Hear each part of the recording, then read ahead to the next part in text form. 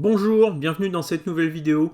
Alors comme de nombreux possesseurs de Model 3, j'ai reçu un mail m'indiquant que je bénéficiais dès aujourd'hui d'un essai de l'autopilote amélioré pour une durée de 14 jours.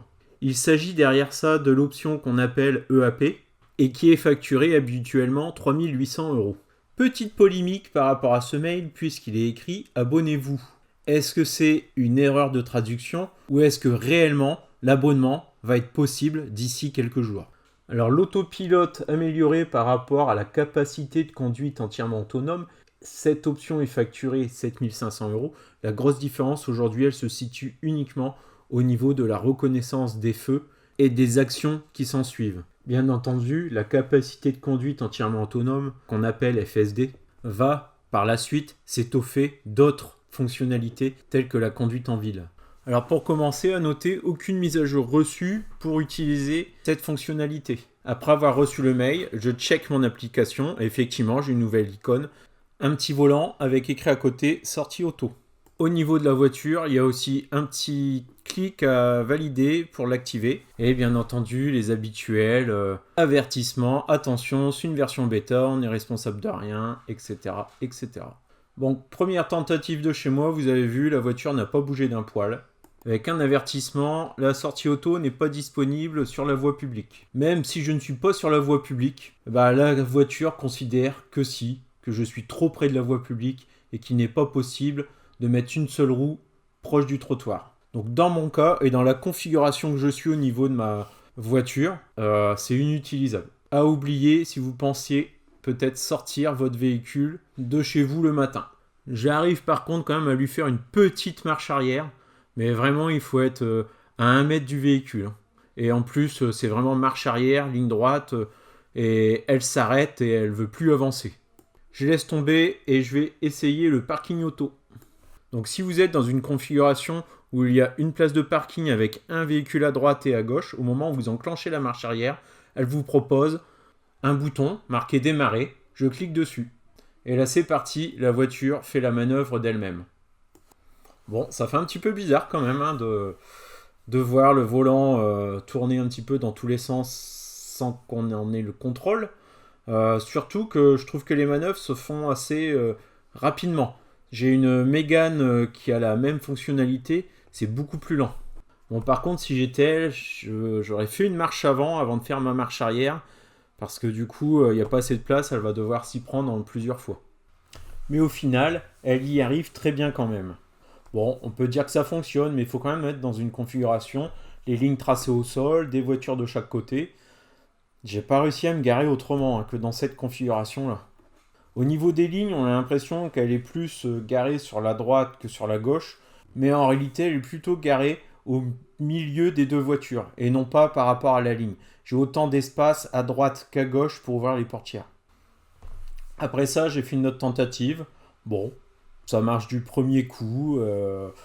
Mais bon, personnellement, je continuerai à me garer tout seul, même si j'avais l'option.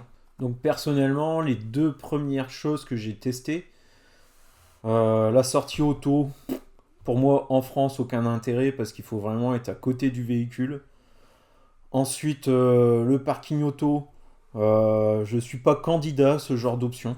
Donc pour moi, elle devrait être incluse avec la voiture et pas être en option. Sur ma Mégane, je ne l'ai jamais utilisée, si ce n'est qu'une fois ou deux, comme aujourd'hui, pour le tester. Donc pour l'instant, cet essai, il me réconforte juste dans mon choix de ne pas acheter cet autopilote amélioré. Bon, enfin, on va voir, on n'a pas fini, le test n'est pas terminé. J'ai essayé en vain, à plusieurs reprises, de tester la sortie auto. J'ai une première fois, la sortie auto n'est pas disponible. Ensuite, à chaque tentative, même en étant à 3-4 mètres du véhicule, vous êtes trop éloigné du véhicule. Et enfin, au bout de 15 tentatives, le miracle a eu lieu. Le véhicule a bougé. Lorsque je l'ai appelé, j'étais proche du mur. Donc, le véhicule a retenu que ma position était proche du mur. C'est pour ça qu'elle s'éloigne de moi et non pas qu'elle s'en rapproche. Parce que je devais être proche du véhicule pour pouvoir la faire bouger. En gros, pour faire simple, l'intérêt il est vraiment minable. Je vois qu'un seul cas d'utilisation. Le véhicule serait coincé entre deux véhicules et plutôt que de forcer sur les portières en touchant les autres véhicules, et bah là on pourrait dégager notre voiture et y accéder plus facilement. Bon perso, en une année d'utilisation, j'ai jamais eu le cas de figure, hein. Bon allez, je vous avoue, ça fait quand même plaisir de voir son véhicule se bouger sans personne à l'intérieur, hein.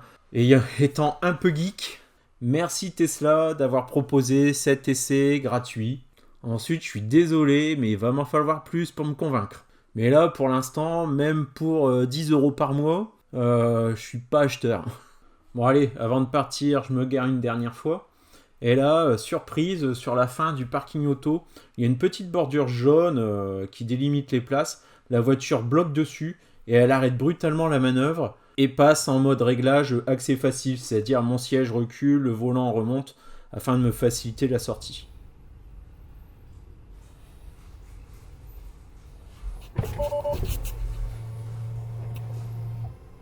Pour moi, de mon point de vue, le plus intéressant dans tout ça, c'est la possibilité du changement de voie en automatique. Et donc de pouvoir débrider l'autopilote et de ne pas être obligé de le désactiver à chaque dépassement.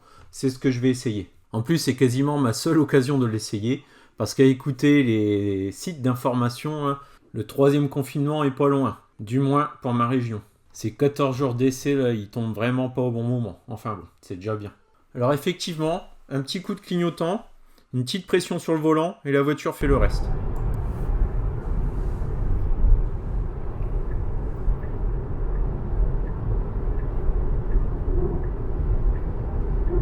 Alors ça, honnêtement, c'est vraiment appréciable. Si vous empruntez régulièrement ce type de voie limitée à 110 ou de l'autoroute avec pas mal de circulation, ça, par contre, c'est vraiment un bon point. J'avoue que là, je me laisserais bien tenter. J'avais peur que ce soit actif uniquement sur autoroute. Là, je ne suis pas sur une autoroute, hein. Je suis sur une belle nationale. Je ne suis pas trop fait spoiler, hein, je découvre, hein, parce que j'ai pas trop regardé de vidéos avec ces fonctionnalités-là. Tout simplement parce que déjà, ma voiture, elle est en LOA. Donc, je ne vais pas ajouter cette option qui coûte cher pour ensuite rendre le véhicule et ne rien récupérer. À la rigueur, ce serait une licence que je peux transférer d'un véhicule à un autre. Pourquoi pas? Je me serais laissé tenter. Mais là, en LOA, en mode achat, c'est pas la peine. Maintenant, en mode abonnement, bon, j'ai peur que vraiment l'abonnement va vraiment être cher. Je pense pas qu'on ait un abonnement en dessous des 50 €. Il sera peut-être même à une centaine d'euros, qui sait. En même temps, il ferait un abonnement à bas coût.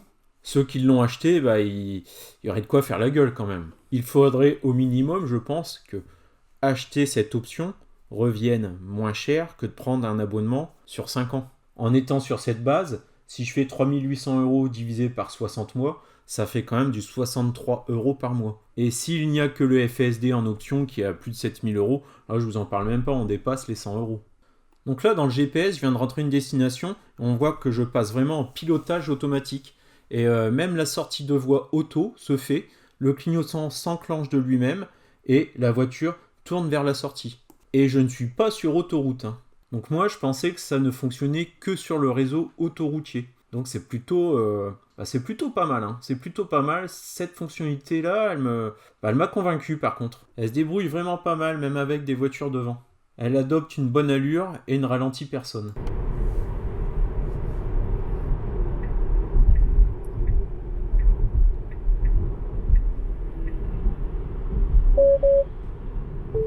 Donc voilà, on sort de la voie rapide et la navigation auto s'arrête, on repasse en autopilote.